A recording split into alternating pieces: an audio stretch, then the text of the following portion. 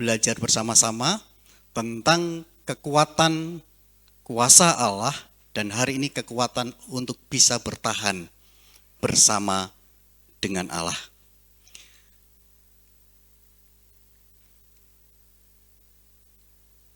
Saudara yang saya kasih di dalam Tuhan, mari kita bersama-sama merenungkan ketika kita belajar bersama-sama tentang bertahan. Saya senang badminton. Dari kecil, dari SD saya sudah main badminton, sampai SMA, sampai ketika ada di mahasiswa, sampai menjadi pendeta, walaupun sekarang harus terus membawa magicom dalam perut ya, tetapi masih tetap suka badminton. Dan sampai hari ini masih senang badminton. Dan saya paling senang untuk periode sekarang ini adalah Minions ya, Kevin. Nah saudara, bagaimana Kevin bisa bertahan begitu luar biasa dari serangan-serangan musuhnya ya. Dia bisa mengembalikan begitu hebat dan luar biasa dan luar biasa. Luar biasa di dalam pertahanan, luar biasa di dalam menyerang. Kalau sekarang ini Champions untuk sepak bola, ya jagonya Pak Albert Chelsea ya. Ya pasti ada pertahanan, ada menyerang seperti itu. Nah dulu saya senang Orange, Belanda. Ketika ada Van Rijkaard, Ruud Gullit, lalu ada Marco van Basten, Ronald Koeman, Overmars, dan sebagainya. Senang sekali melihat permainan-permainan yang hebat dan luar biasa. Penonton senang. Kalau jagonya menang disorakin, kalau jagonya kalah, gitu ya. Seringkali ini juga yang ada di dalam kehidupan kita ketika kita sedang mencoba untuk bertahan dengan berbagai situasi dan kondisi dan keadaan yang mungkin tidak menyenangkan di dalam kehidupan kita. Terkadang kita harus bertahan, terkadang kita siap untuk bertahan, dan terkadang kita menjadi kewalahan untuk bertahan. Terlebih daripada itu ketika kita bersama-sama mencoba melihat di dalam langkah perjalanan kehidupan kita pada masa-masa sekarang ini, ketika kita bersama-sama bicara tentang pandemi COVID-19 yang terus berlangsung, ketika kita bersama-sama berbicara tentang berbagai situasi politik yang ada di dunia internasional, ketika kita sedang mencoba mencermati, melihat berbagai perkara-perkara yang terjadi di Indonesia secara khusus, kita lihat kemarin ada gempa yang cukup tinggi di Nias ya, tempatnya Pak Albert. Ya bersyukurnya tidak terdampak di tsunami saudara. Bukan seperti beberapa waktu yang lalu. Sesuatu yang sedang kita coba lihat. Sesuatu yang membuat kita merasa gelisah. Bahkan ketika kita sedang menghadapi situasi yang sulit, ada krisis-krisis yang terjadi di masa kini. Dan kadang-kadang bisa membuat orang menjadi gila. Kadang-kadang bisa membuat orang mengalami sebuah stres yang sangat tinggi. Dan dengan emosi, stres yang sangat tinggi, bisa melahirkan sebuah dampak emosi yang sangat tinggi. Di tengah pekerjaan, dengan stressing yang tinggi, pulang, ya istri bisa menjadi sasaran, anak-anak dan sebagainya dan sebagainya. Itu bisa terjadi pada masa-masa sekarang ini. Ketika kita berpikir, ketika kita merenungkan ada krisis yang sedang kita hadapi, ada banyak hal yang negatif yang bisa terjadi. Bahkan ketika kita bersama-sama mencermati, melihat berbagai persoalan-persoalan yang ada di dunia sekarang ini, kita bisa merenungkan bersama-sama di mana krisis ini juga membawa dampak sebuah egoisme. Mementingkan diri sendiri. Ego yang sangat besar terhadap sesama, akhirnya apa yang terjadi di dalam dirinya, mereka tidak akan pernah memikirkan orang lain, yang dipikirkan adalah dirinya sendiri. Bagaimana saya bisa bertahan hidup? Bagaimana saya bisa senang?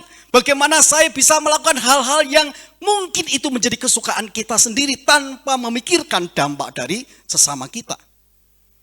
Kalau lu mati ya mati, katakanlah seperti itu ya. Yang penting aku ingin bertahan hidup bagaimanapun caranya. Terjadi pada masa sekarang ini. Nah, saudara yang saya kasih dalam Tuhan, hal yang sama yang sesungguhnya sedang juga dihadapi oleh para muridnya. Ketika kita melihat ayat 1 dan ayat yang kedua tentang keruntuhan bait Allah, kita bisa merenungkan bahwa tidak ada satu batu pun yang ada di sini akan tetap berdiri. Semuanya akan hancur. Kata Yesus kepada para muridnya. Para muridnya menjadi bingung, apa yang akan terjadi? Sehingga di dalam ayat yang ketiga, bila mana Tuhan hal itu terjadi? Kapan sih Tuhan kedatanganmu?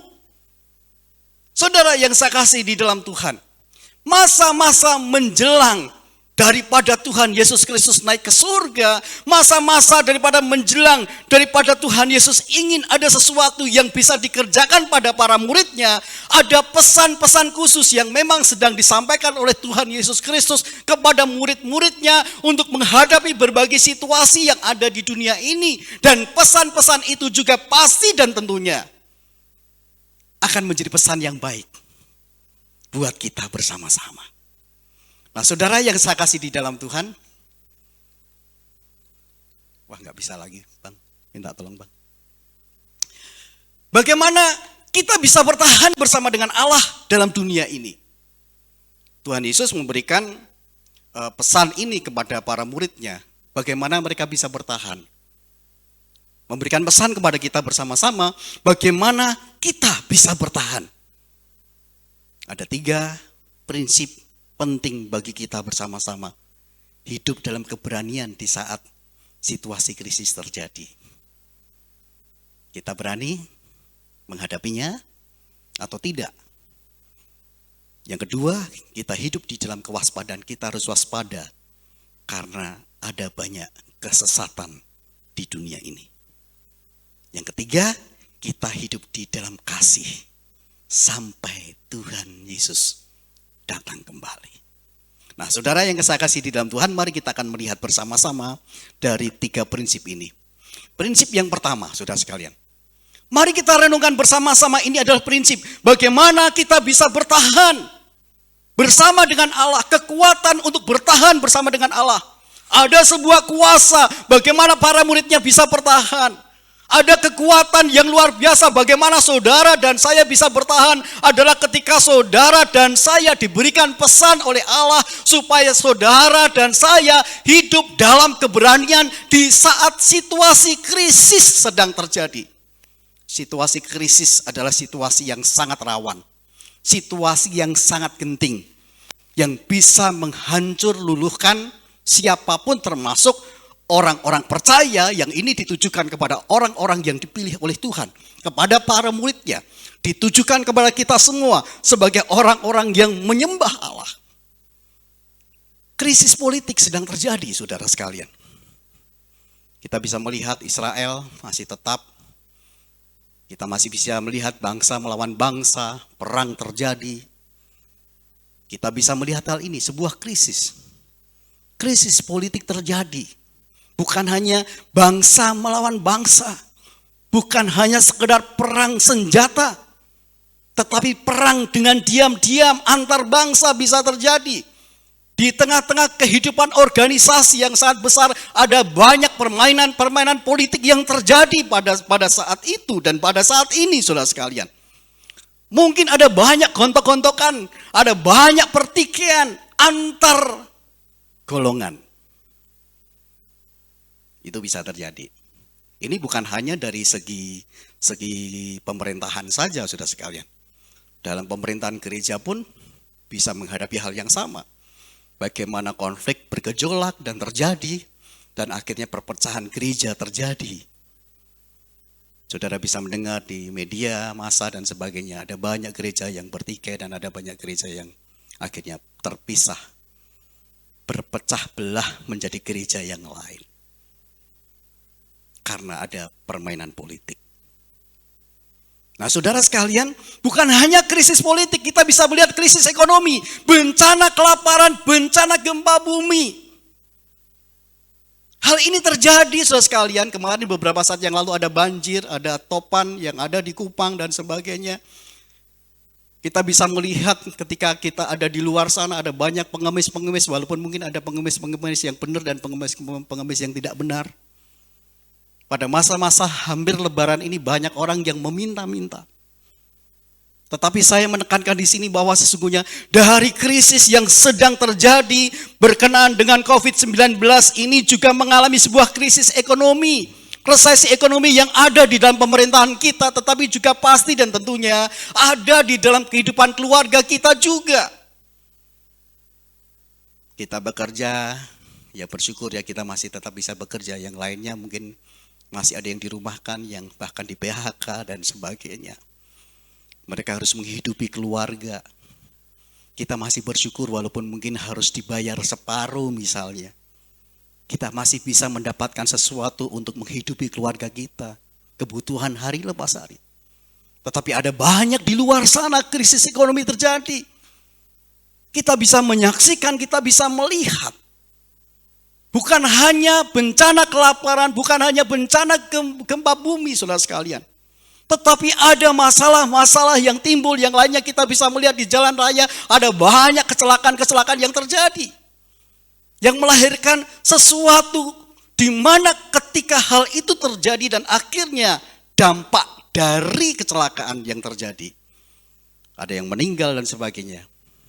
Krisis ekonomi terjadi dari keluarga yang mengalaminya. Kemarin saya mencoba melihat di YouTube di Kedung Ombo ya.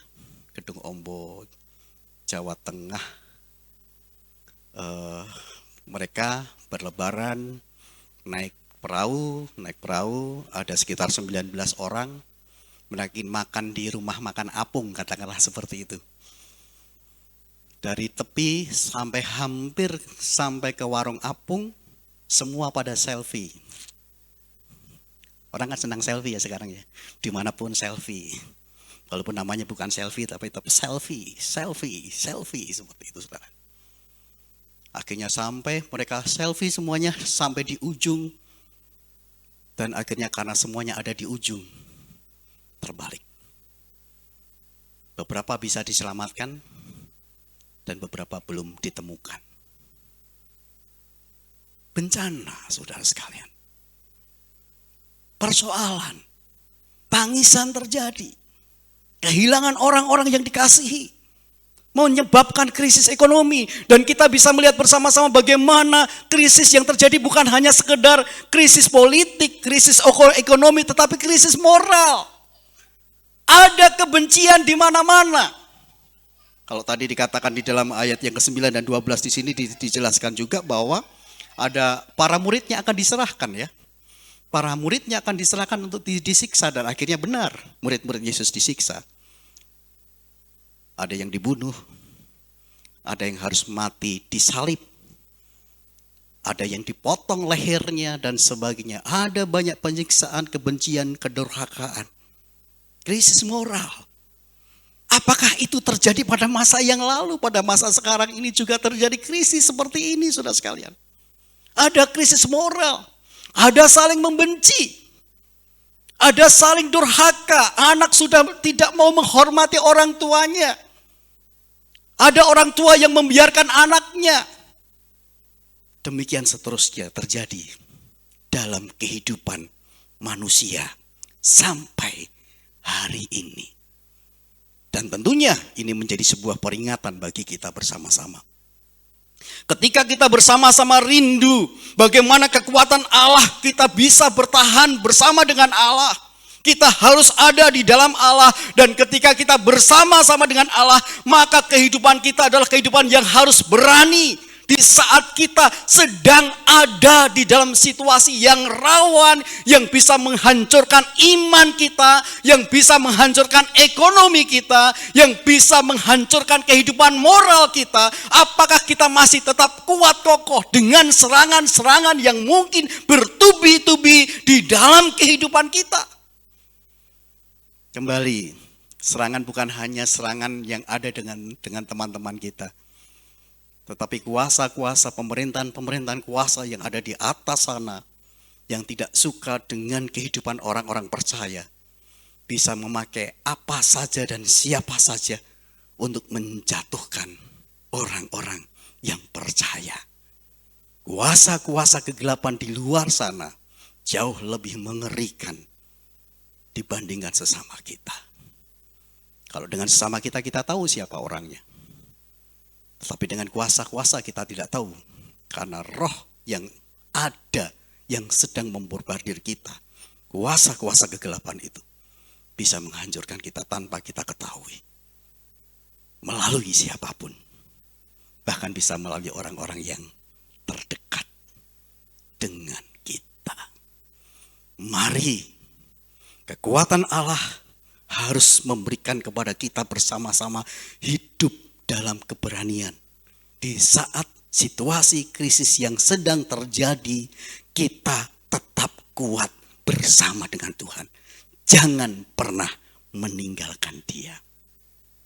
Ini prinsip yang pertama. Prinsip yang kedua, saudara sekalian, kita bisa melihat bersama-sama waspada.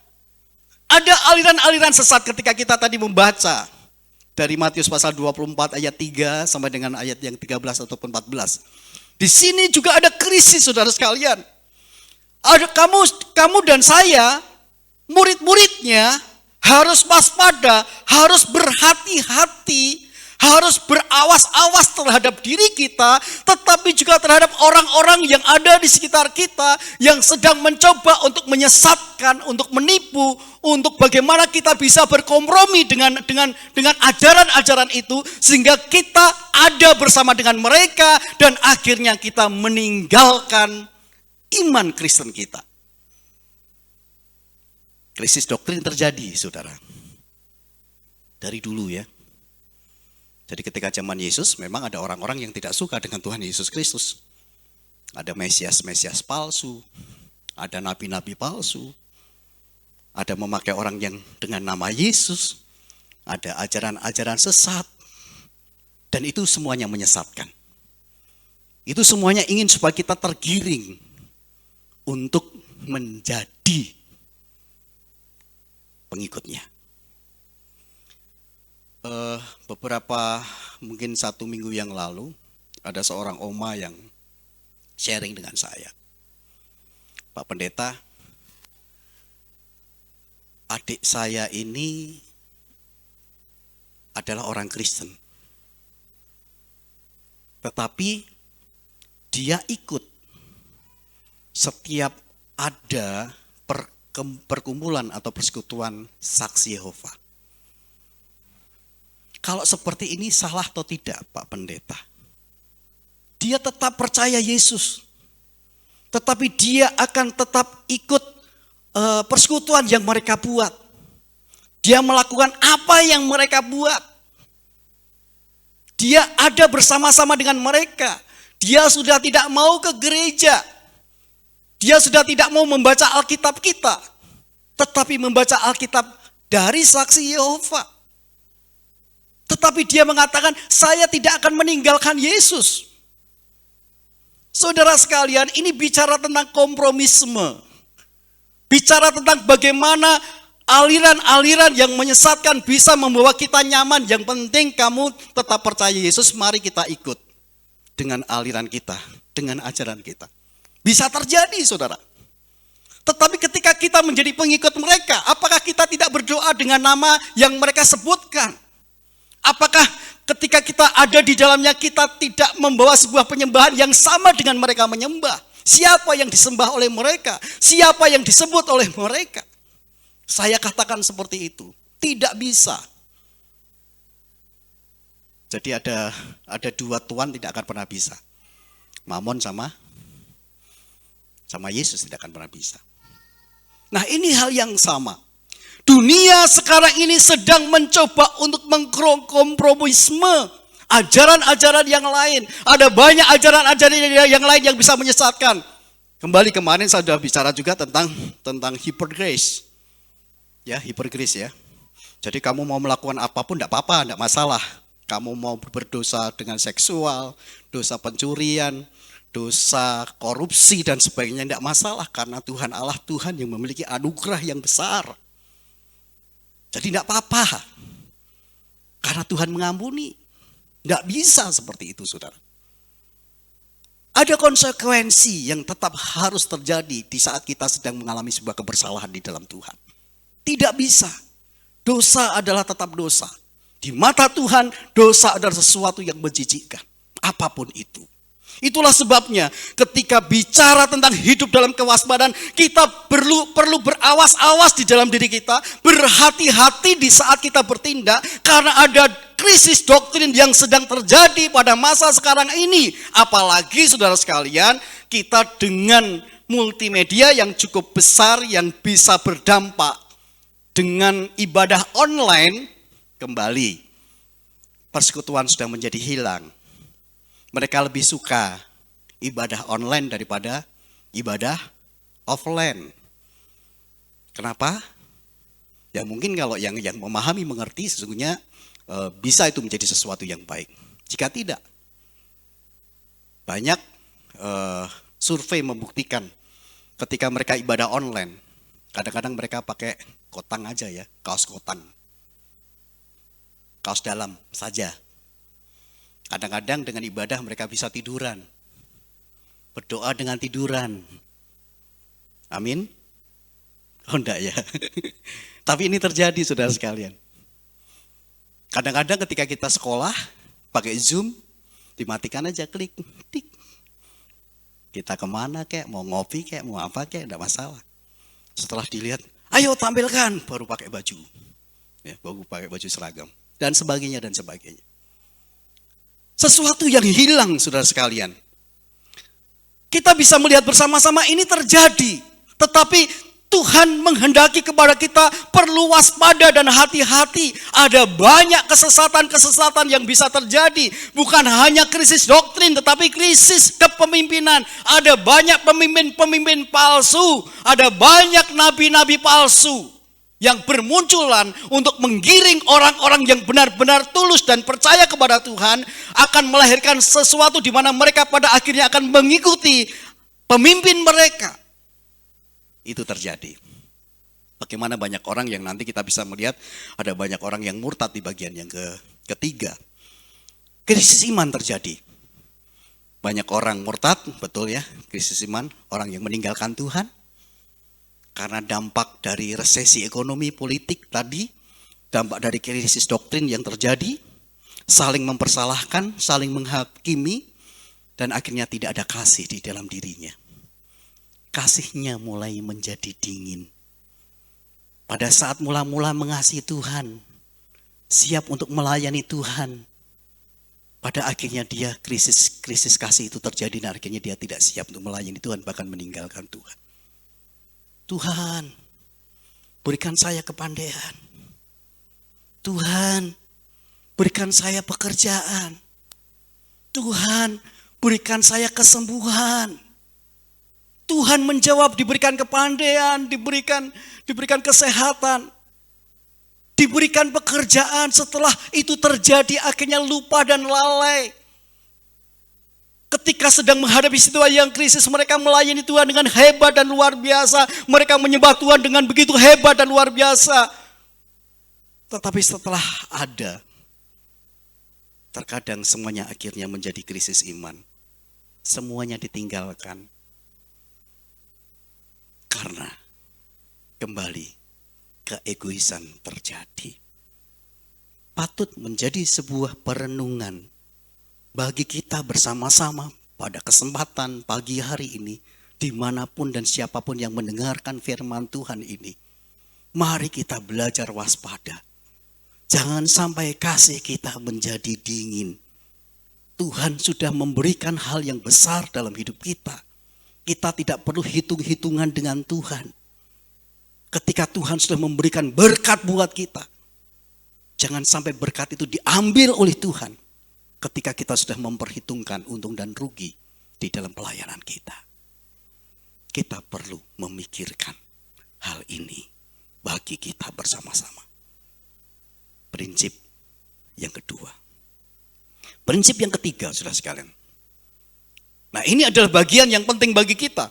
Kita sadar, kita tahu hidup dalam kemudian di saat kita sedang menghadapi situasi krisis pada masa kini, kita harus awas-awas, berhati-hati, memperhatikan dengan seksama karena ada banyak ajaran-ajaran sesat, ada banyak orang-orang yang menyesatkan, sehingga pada prinsip yang ketiga ini, inilah yang seharusnya menjadi satu motivasi bagi kita bersama-sama hidup di dalam kasih sampai Tuhan Yesus datang. Saudara yang saya kasih di dalam Tuhan, di dalam ayat yang ketiga sungguh-sungguh menekankan bagi kita kehidupan yang senantiasa melihat firman Tuhan sebagai kiblat hidup orang percaya. Bila manakah hal itu terjadi, kembali bahwa firman Allah sudah menjelaskan, sudah menegaskan kepada kita bersama-sama, ada masa-masa, ada proses-proses bagaimana kedatangan Tuhan akan terjadi. Dan proses itu sedang terjadi. Sampai hari ini kita tidak tahu hal itu kapan akan terjadi. Tetapi yang kita sadar, kita tahu bahwa ketika kita bicara tentang kasih sampai Tuhan Yesus Kristus datang, maka apa yang harus ada dalam kehidupan kita adalah kehidupan yang senantiasa melihat firman Tuhan sebagai kiblat hidup orang percaya. Jangan tinggalkan firman Tuhan. Saudara yang saya kasih di dalam Tuhan, ada sebuah cerita, saudara sekalian. Ada seorang anak yang baru pulang dari kebaktian sekolah minggu. Lalu ibunya bertanya, "Nak, apa yang diceritakan guru sekolah minggumu hari ini?" Si anak menjawab, "Wah, seru Bu. Hari ini ceritanya tentang Musa. Musa yang membawa orang Israel keluar dari Mesir." Ibunya dengan bangga tersenyum dan bertanya, "Coba ceritakan kepada ibu." Anaknya mulai bercerita dengan sangat-sangat antusias. "Musa Bu, Musa membawa orang Israel pergi. Begitu banyak orang Israel Bu, Musa membawa mereka berjalan dalam barisan yang hebat, tertata rapi.